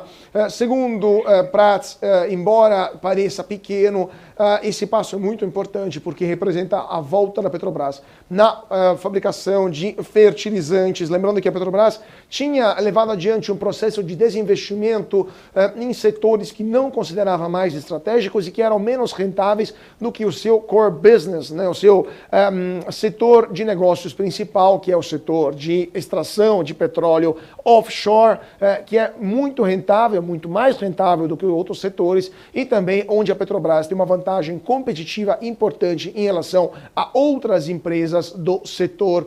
Mesmo assim, mesmo com esse processo já em andamento, com a Petrobras vendendo, por exemplo, essas fábricas de fertilizantes ou até algumas refinarias para operadores privados, com essa nova gestão da Petrobras, que iniciou com o governo do PT, a Petrobras quer voltar a operar nesses setores como de fertilizantes, também por causa de uma mudança geopolítica que ocorreu após da entrada da invasão da Ucrânia por parte da Rússia, que criou um problema sério de abastecimento para o Brasil. Lembrando que o Brasil importa cerca de 85% de seu consumo de fertilizante por ano, e metade disso, mais ou menos, vem da Rússia e da Ucrânia. E caso o Brasil não consiga importar esse fertilizante, como era o temor no começo da guerra da Ucrânia, em fevereiro do ano passado, poderia ser um problema gravíssimo para todo o setor agro, que de fato pararia as suas atividades, e sabemos que se para o agro, para o Brasil. Então, de fato, há um debate sobre a necessidade do Brasil voltar a produzir fertilizantes, mesmo se de fato essa produção seria menos eficiente do que a compra de fertilizantes de países terceiros. Vamos ver então o que vai acontecer. Izzy Takaki, que notícias temos de última hora também para nosso público? Bom, vamos falar de algumas notícias internacionais, porque os Estados Unidos anunciou que o presidente de lá, Joe Biden, deve emitir na próxima semana uma ordem executiva para limitar os investimentos direcionados à China. O objetivo é impedir que o capital e a experiência dos Estados Unidos acelerem o desenvolvimento de tecnologias que apoiariam a modernização militar da China e iriam ameaçar a segurança nacional americana. Espera-se que o pedido tenha como alvo investimentos em semicondutores, computação quântica e inteligência artificial. O governo vai exigir que esses investimentos sejam notificados e, dependendo até da situação, algumas transações serão proibidas. E ainda no cenário internacional, a gente está falando dos Estados Unidos e China, a China anunciou medidas também para fortalecer a economia e apoiar empresas privadas. A China aí que busca um aquecimento, uma volta aí da aceleração econômica. O presidente do Banco do Povo da China revelou que mais recursos serão direcionados à iniciativa privada, incluindo novas diretrizes para facilitar o financiamento de dívidas. Bancos públicos como o Banco Industrial e Comercial da China e o Banco de Construção da China devem melhorar as condições de crédito para pequenas empresas e permitir a emissão de títulos. O Banco da China também vai implementar políticas ali de crédito habitacional e financiamento imobiliário, e os estímulos da economia do país asiático têm sido aí muito aguardados pelo mercado, e a desaceleração da economia chinesa tem trazido impactos para várias economias no mundo. Então esse estímulo era muito aguardado pelo mercado. Vamos dar uma olhada aqui como fecharam as bolsas novamente Lá em Wall Street, com queda de 0,43% Dow Jones, S&P 500 com queda de 0,53% no aftermarket, aí Nasdaq com 0,36% de queda e os principais, os preços ali do petróleo fecharam com alta aí, o preço do WTI fechou com alta de 1,56%, aos $82,82, e o Brent fechou com alta de 1,29%, aos $86,24, Carlos. E agora vamos falar da Argentina. A Argentina que mais uma vez está sem dinheiro. Já cansamos, né, Isa, de falar quantas vezes a Argentina deu calote ou em credores privados ou em credores multilaterais como o Fundo Monetário Internacional. Dessa vez a Argentina, que tem uma dívida com o Fundo Monetário Internacional superior aos 40 bilhões de dólares e não tem dinheiro para pagar, pediu empréstimo para outra pessoa, para outra entidade, melhor, para outro estado, ou seja, o Catar, um empréstimo para pagar outro empréstimo, ou seja, a Argentina está no cheque especial, está pagando o cartão com outro cartão de crédito, e a Argentina vai pagar então o vencimento da dívida com o Fundo Monetário de 765 milhões de dólares por meio de um empréstimo anunciado com o Catar, e isso evita que o país recorra às suas reservas internacionais, que de fato estão líquidas negativas, para quitar esse valor. O empréstimo é de 580 milhões de direitos especiais de saque, que é a moeda utilizada no FMI, para os países que fazem parte do FMI, taxa de juros de 4,03% ao ano. Então, o ministro da Economia, Sérgio Massa, vai assinar esse acordo com o Catar, que, segundo a Argentina, vai, abre aspas, recompor as reservas e melhorar a sustentabilidade fiscal do país, fecha aspas. Agora, um país que tem um déficit PIB há décadas, né, em 2 dígitos, basicamente desde nos últimos 50 anos, se não me engano, a Argentina teve apenas um ano em que as contas públicas fecharam com superávit. De fato, é bastante cômico achar que o país vai poder colocar com esse empréstimo as contas públicas no caminho da sustentabilidade. Deixa eu ver se já temos o nosso quarto convidado de hoje, o Lucas Claro, nosso analista técnico. Ainda não, então daqui a pouquinho vamos falar com o nosso analista técnico. Isa, o que mais temos para o nosso público de notícias de última hora? Bom, nesse momento acontece em Brasília, ministros participam ali da primeira cúpula judicial ambiental da Amazônia. Inclusive ontem a gente falou que aquele encontro ali da Amazônia, o Macron, né, presidente da França, disse que não iria participar, ele que tinha, o Lula que tinha feito ali um convite pessoal a ele, e então, em torno, né, desse assunto, Amazônia, o programa de descarbonização da Amazônia também vai ter um investimento que foi anunciado aí de 5 bilhões de reais. Lula anunciou hoje esse programa com o objetivo de reduzir o óleo diesel na produção de energia na região. Serão investidos, então, 5 bilhões de reais para substituir a matriz energética de combustível fóssil para fontes renováveis, diminuindo a emissão de gases causadores do efeito estufa na região. Batizado de Energias da Amazônia, o programa tem como meta reduzir o consumo do diesel na região em 70% em até 2030. O ano de 2030,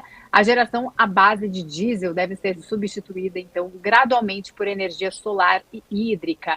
Segundo o Ministério de Minas e Energia, o norte do Brasil consome 12 bilhões de reais por ano para suprir o fornecimento de energia nos sistemas de geração isolados da Amazônia, que produzem energia a partir de termoelétricas movidas a óleo diesel. Esses sistemas abastecem 211 comunidades na região amazônica, chegando a 3,1 milhões de pessoas. Então, está aí esse anúncio feito pelo presidente Lula, justamente aí nesse dia em que acontece a primeira cúpula judicial ambiental da Amazônia, onde ministros do STF participam aí dessa cúpula. A participação dos ministros é transmitida, inclusive qualquer novidade a gente traz para vocês. Com certeza. E vamos dar uma olhada como está o aftermarket antes de um rápido intervalo. Bolsa continua em queda, mesmo no aftermarket, menos 0,89%. O Carrefour está reduzindo um pouco o prejuízo de hoje, menos 6,76%. O Bradesco, menos 6,65%. Embraer, menos 4,99%. Dexco é a melhor do dia, 6,37% de alta. Marfrig, 5,66%. BRF, 6,10% de alta. E o dólar que cai novamente nesta sexta-feira e fecha aos R$ 4,87, queda de 0,49%. Vamos para um rápido intervalo, 2 minutinhos, e já voltamos com mais comentários e análise técnica para você. Então não saia daí, porque voltamos já já.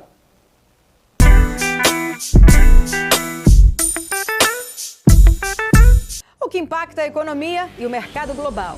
Aqui no BMC News você acompanha em tempo real a abertura do mercado e todas as movimentações do mundo dos investimentos. Notícias acompanhadas de opiniões de grandes especialistas para ajudar você na melhor tomada de decisão na hora de investir.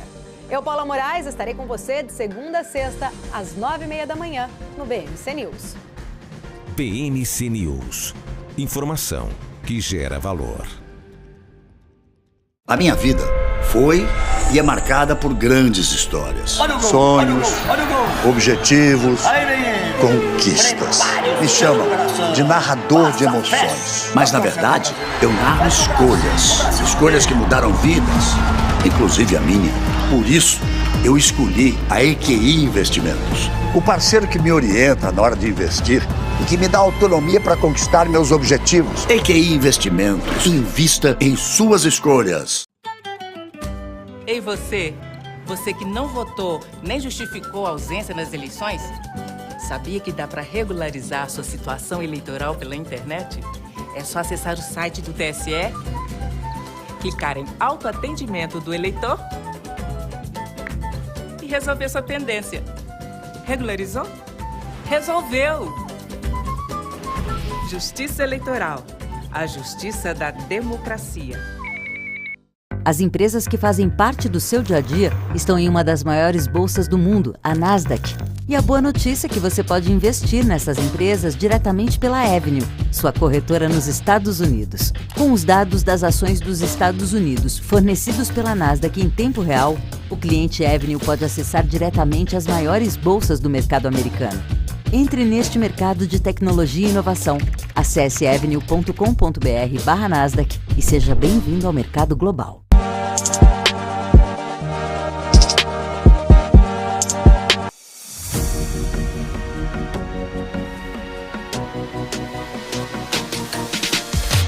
BMC News. Informação que gera valor. E de volta com o nosso closing aqui na BMC. Muito boa tarde para você que está se sintonizando agora, nesse momento, 5h35. Ibovespa termina a semana em forte queda, menos 0,89%. Aftermarket rolando, mas de fato foi uma semana, essa 1ª de agosto, que começou com o pé esquerdo. E para entender melhor o que estamos vendo no gráfico do Ibovespa, vou chamar o Lucas Claro, analista técnico, head de análise técnica do BTG Pactual. Boa tarde, Lucas, sempre um prazer revê-lo. E aí, Carlos, tudo bem? Fala, pessoal, boa tarde, como é que vocês estão? Tudo ótimo, tudo ótimo. Muito obrigado por sua presença hoje, Lucas. E o que vocês estão vendo aí no BTG com esse Bovespa que está no vermelho profundo nesta semana e também o dólar que sobe e desce. Ontem deu uma estilingada, mas hoje voltou a dar uma queda. O que vocês estão vendo aí no gráfico de vocês? Boa, Carlos. Bom, pessoal, vou até compartilhar aqui a minha tela. Bom, o que a gente tem visto aqui no Ibov, né, Carlos? Acho que um bom ponto aqui para a gente chamar a atenção, e aí quando a gente tira um pouco desse zoom aqui do gráfico, essa velocidade, digamos assim, que a gente saiu praticamente aqui de 100 mil pontos para chegar na região dos 120 mil pontos, né, só com uma pausa aqui no meio, no final ali de maio, mas depois aqui a gente já está meio lateralizado, até um ponto que me chama a atenção aqui, né, olhando para a Ibovespa, a gente acabou tentando aqui fazer um fundo que, em tese, dado esse último movimento, a gente deveria, de novo, tentar aqui essa movimentação de alta. Não foi o que aconteceu, né? E aí começa a me preocupar o fato de a gente já estar perdendo esse stop ATR aqui, né? A gente hoje vai fechar praticamente ali naquela região, óbvio que ainda tem um pouquinho mais de espaço, né? A gente tem mais ou menos essa região desses últimos topos aqui como suporte, mas acho que até uma região ali de 114 mil pontos, para a gente ficar atento como região de suporte. Perdendo essa região, Carlos, aí a gente está falando lá de 110 mil, onde tem a média de 200 aqui, eu tenho 109 também e 500, que era uma outra zona de resistência anterior. Então, assim, preocupa um pouco, mas eu não acho que a gente vai chegar nos 109 mil pontos, tá? Olhando para cá, não tem fluxo suficiente ainda para empurrar esse mercado, digamos assim, ladeira abaixo, da mesma forma que falta fluxo também para fazer com que esse mercado ele saia dessa região de 116 a 122 mil pontos para romper e aí sim passar aquela região dos 126 mil e marcar novas máximas, assim. Então, o mercado me parece, digamos assim, esperando um pouquinho mais de boas notícias para evoluir, tá? Perfeito. E o dólar? O que você está vendo para o câmbio? Vou botar o dólar aqui, o mini. Vou até botar, dá até para botar aqui o contínuo, mas assim, no final das contas, acho que o bom de mostrar o dólar aqui é toda essa... Lado bom não, né? Porque vamos combinar aqui que todo mundo quer ver esse dólar um pouco mais barato, tirando quem trabalha com exportação, né? Mas assim, no final das contas, pra gente, acaba sendo foi até digamos assim, um susto, né? Essa velocidade aqui que o dólar ele saiu de praticamente 4,70 para a região dos 4,90. Hoje deu uma realizada, me parece até, olhando para esse movimento de curto prazo, mais uma correção dessa pancada aqui para cima no espaço de 3 dias, do que de fato, bom, beleza, vamos voltar ali para a região dos 4,70. Óbvio, a gente teve uma decisão por aqui que vale lembrar, né, e até de certa forma me surpreende essa movimentação aqui por conta do diferencial de juros. A gente teve durante a semana rebaixamento lá dos Estados Unidos e tudo mais, mas assim, e hoje tivemos um payroll um pouco mais fraco até do que o esperado, né, que talvez também tenha dado que tenha ajudado, né, esse dólar aqui dar uma enfraquecida hoje, aqui olhando para o comparativo com o real. Mas, Carlos, eu acho que assim, olhando para dólar, também a gente ainda, o viés ele ainda é de queda, tá? Acho que 4,70 é uma região bem, 4,70 a 4,80 é uma região bem razoável.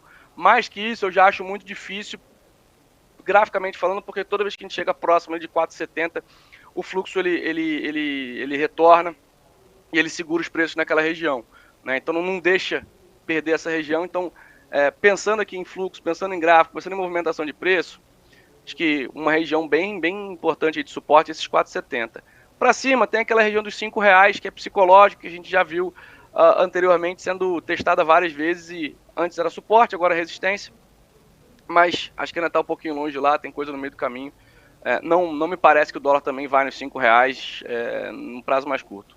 Então, assim Perfeito. Como o Ibov está, digamos assim, lateralizando, me parece que o dólar também está se ajustando um pouco. Lucas, vamos dar uma olhada nas piores e nas melhores de hoje. Temos Carrefour, Bradesco e Embraer que sofreram bastante hoje. O que você está vendo no gráfico? Carrefour especialmente, que há vários dias vem com uma volatilidade intensa. O que você está achando de Carrefour, Bradesco e Embraer? Vamos lá. Falando um pouquinho aqui de Carrefour, tá? Até tirei um pouco do zoom. Né? Vinha numa recuperação bem interessante. A gente tinha até colocado ela aqui no nosso radar, principalmente rompendo essa região aqui praticamente esse topo duplo aqui, né, que acabou não sendo confirmado. E aí andou bem, chegou nessa média de 200, cara, um fluxo muito grande, né? Temporada de resultado é assim também, né, Carlos, que é bom a gente ficar atento, porque as movimentações elas tendem a ser mais intensas aí. E aí um fluxo muito forte, né, um fluxo muito parecido com esse fluxo aqui, ó, do dia 3 de maio, onde a gente viu o papel apanhando bastante e logo depois fazendo fundo.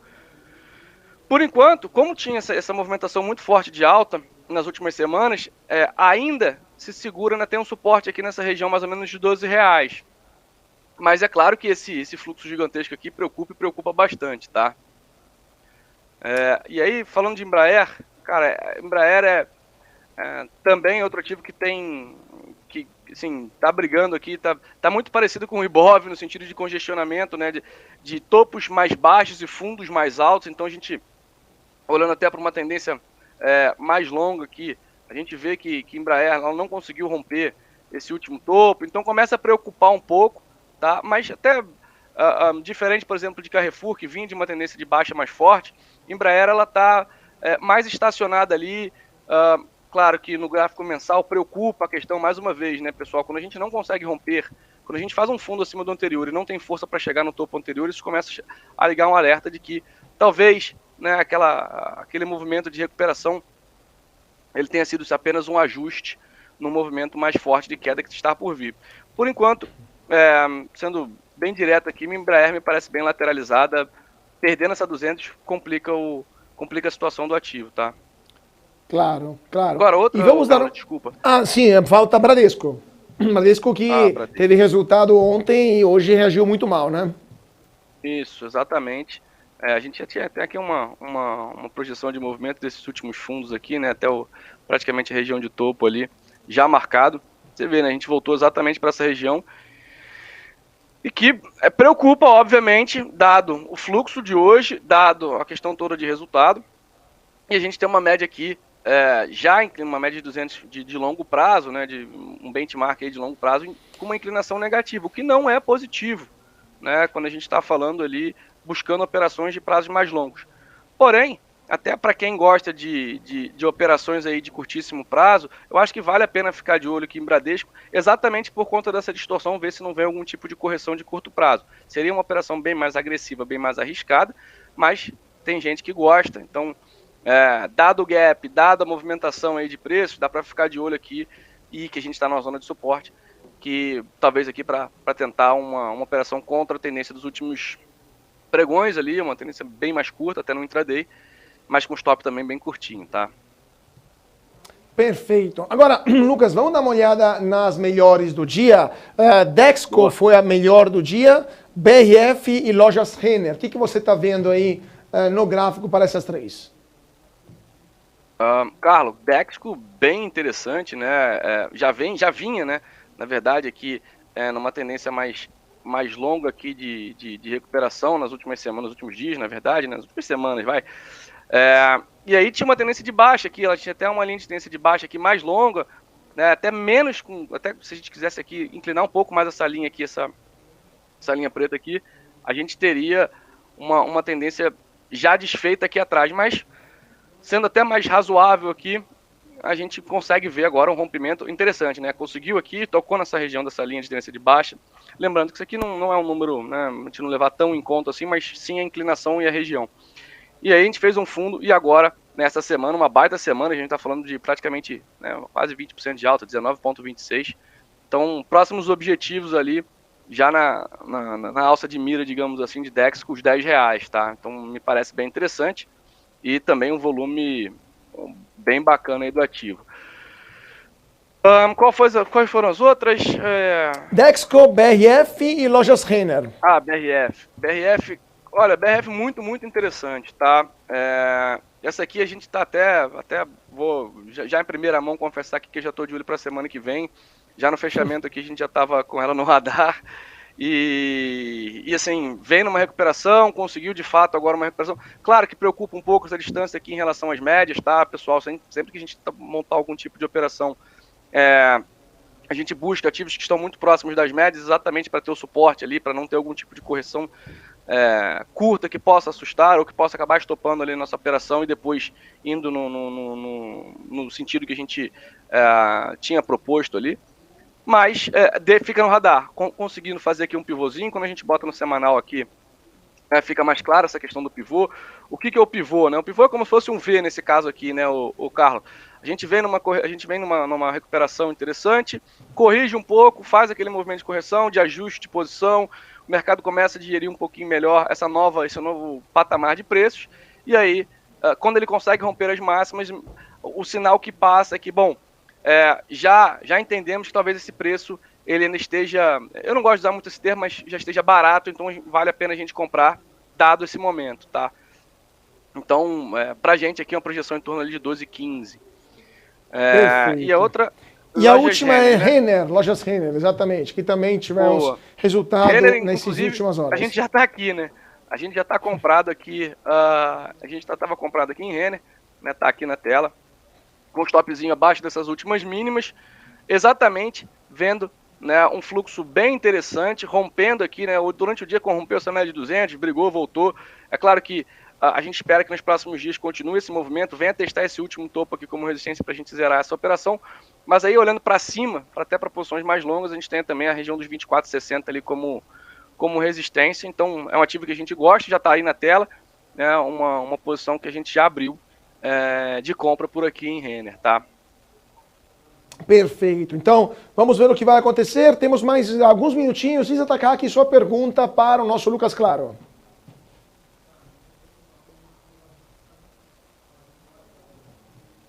Se posicionar, né, se entra ou não, e teve um grande peso aí para baixo no índice hoje. Isa, desculpa, o início falhou aqui para mim. O que? Petrobras. Ah, Petro, boa. Olha, a gente até olhando aqui para Petro e a gente tem a Petro na nossa carteira, por exemplo, uma carteira de análise técnica que a gente tem aqui no banco. A gente tem uma posição em Petro, a gente pegou parte desse movimento aqui. Mas, de fato, começa a me chamar a atenção muito por conta da falha de movimentação aqui, né? A gente já tem um topo sendo formado abaixo do anterior, a gente fica de olho nessa região aqui, mais ou menos ali dos 28,30, R$29 ali para a gente ficar atento. Mas, e esse fluxo aqui de venda que preocupa, obviamente, lá dado que a gente deixa bem no radar, assim, o que a gente usa muito aqui, tá, pessoal, até já para trazer aqui um ponto, é a questão do fluxo, né? O fluxo para a gente ele é extremamente relevante. E quando a gente vê uma falha de rompimento de topo anterior, que já chegou aqui, né? Chegou ontem a tentar ali romper, não conseguiu, hoje abriu com gap de baixa, perdeu espaço e vem testar algumas regiões ali próximas de suporte, preocupa. Eu ainda gosto de Petro, tá? Eu até brinquei hoje numa das conversas que a gente estava que eu tô cautelosamente otimista. Tá, então a gente ainda... Vamos ver. Vamos ver o que se vai acontecer. Vamos ver o que vai acontecer e se de fato esse otimismo vai se confirmar com os resultados dos próximos trimestres. Muito obrigado, como sempre, Lucas Claro, Head de Análise Técnica do BTG Pactual. Sempre um prazer tê-lo conosco aqui no nosso closing. Obrigado, Carlos. Obrigado, Isa. Falou, pessoal. Um prazer e um ótimo final de semana. Até a próxima. Até a próxima. Muito obrigado, Lucas. 5 horas e 50 minutos nesse momento. Vamos para o nosso gráfico do dia. Gráfico desta sexta-feira, já que é sexta-feira, vamos falar do quê? Vamos falar de cerveja. E vamos falar dos maiores conglomerados cervejeiros do mundo. Então, o Dia Nacional da Cerveja, tradicionalmente, é a primeira sexta-feira de agosto, ou seja, hoje, Dia Nacional da Cerveja, né, uma celebração global que nos dá o gancho para falar nos maiores grupos de cervejas do mundo. E o maior do mundo é a AB InBev, ou seja, a empresa controlada pelos brasileiros Jorge Paulo Lemann, o Sicupira e também o Marcel Telles. E é um conglomerado que controla 27,4% do total das cervejas produzidas no mundo. São 518 milhões de hectolitros produzidos por ano, e as marcas mais famosas são a Budweiser, a Corona, a Beck's, Stella Artois, a Bud Light, a Busch, a Leffe, entre outras. Em segundo lugar vem o grupo Heineken, que além da famosa cerveja verdinha, tem a Amstel, tem a Sol, Sol que é mexicana, por sinal, tem a Sagres. E em terceiro lugar são cervejas chinesas, né? A China Resources No Beers, que produz 6,5% de todas as cervejas do mundo, 122 milhões de hectolitros. Quarto lugar vem a Molson Coors, que é a cerveja Carling. E em quinto lugar, a Carlsberg, o grupo Carlsberg, que tem, por exemplo, além da Carlsberg, a 1664, muito famosa na Europa, a Tuborg também, entre outras. E por último, outro grupo chinês, a Tsingtao, que tem 4,2% do mercado. Então, uma cerveja a cada 3 consumidas no mundo é de propriedade de um grupo brasileiro, ou seja, AB InBev. Muito interessante esse gráfico do dia para terminar o nosso closing nesse Dia Mundial da Cerveja. E antes de encerrar, né, o nosso programa de hoje, ir todo mundo tomar uma cerveja, vamos dar uma olhada no Ibovespa, como está, né, terminando o aftermarket. A queda então é de 0,89% para o principal índice da Bolsa de Valores de São Paulo, que termina o dia aos 119.508 pontos, dólar a R$ 4,87, 0,49% de queda. Petrobras cai 2,98%, R$ 30 redondinhos para a Petrobras. A Vale sobe 0,07, R$ 67,56. Pior do dia se confirma Carrefour, 6,76% de queda, Bradesco 6,65% e Embraer cai 4,99%. Melhor do dia é a Dexco, 6,37% de alta, BRF 6,10% e Lojas Renner sobe 5,67%. Isa, temos mais 2 minutinhos. Como fechou Wall Street e se tem uma notícia de ultimíssima hora? Bom, o otimismo lá em Wall Street diante do payroll com sinais mistos em julho se dissipou aí, que estava em alta e virou sinal, foi para queda. As bolsas de Nova York então terminaram a sessão no negativo. Aí temos Dow Jones com queda de 0,43%, SP 500 0,53% de queda e Nasdaq com 0,36% de queda aí após os dados do payroll, depois de, como eu disse, né, ter virado o sinal, estava ali numa expectativa mais positiva e foi para o negativo aí no final do pregão. Só para a gente encerrar, então, preços do